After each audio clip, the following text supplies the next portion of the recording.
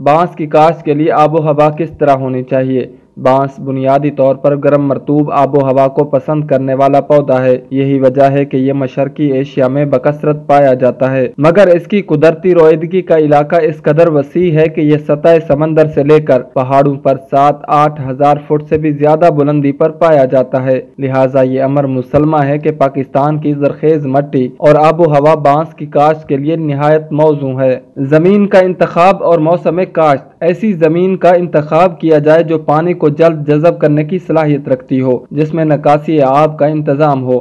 बांस की काश्त के लिए मैरा किस्म की जमीन निहायत मौजू समझी जाती है।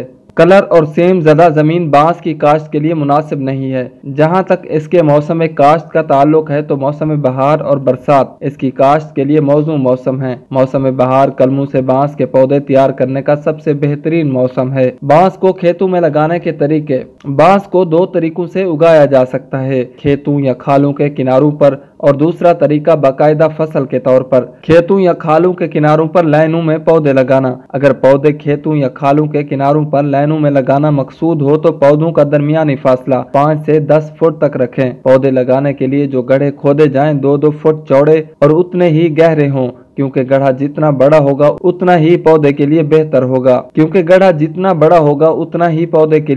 होगा। ये काम पौधे लगाने से तकरीबन 15 ta 20 दिन पहले कर लेना चाहिए। पौधा गड्ढे में रखने के बाद गड्ढे को बंद करने के लिए जो मट्टी डाली जाए उसमें गोबर की खाद और भल मिला दी जाए। पानी देने के लिए तमाम गड्ढों को नाली बनाकर एक दूसरे के साथ मिला दिया जाए। खेतों में बाकायदा फसल के तौर पर काश्त करना। इसमें सबसे अहम बात पौधों का दरमियानी फासला रखना है। बांस के पौधों को 10 बाय 10 फुट, 15 बाय 15 फुट या 20 बाय 20 फुट पर रखते हुए लगाया जा सकता है। इस बात का इन्हिसार ज्यादातर बांस की किस्म पर है। वैसे काले बांस के लिए 20 बाय 20 फुट, सब्ज बांस के लिए 15 बाय 15 फुट और छड़ियां या केन बांस के लिए 10 बाय 10 फुट का फासला मौजू साबित होता है। फर्ज किया अगर 10 बाय 10 फुट के फासले पर बांस लगाना हो तो जमीन की अच्छी तरह तैयारी करने के लिए बाद खेत में 10-10 फुट के फासले पर 10 इंच चौड़ी और तकरीबन 8 इंच गहरी खालियां बनाएं और हर खाली में 10-10 फुट के फासले पर एक-एक पौधा लगाते रहें। पौधा लगाते वक्त इस बात का ख्याल रखें कि पौधा बिल्कुल खाली के दरमियान न हो बल्कि किनारे पर लगाएं ताकि पानी आसानी से गुजर सके। इस तरीके से लगाए गए पौधों से पानी की काफी बचत हो जाती है और नालियों से गुजरकर पौधों को पानी मिलता रहता है।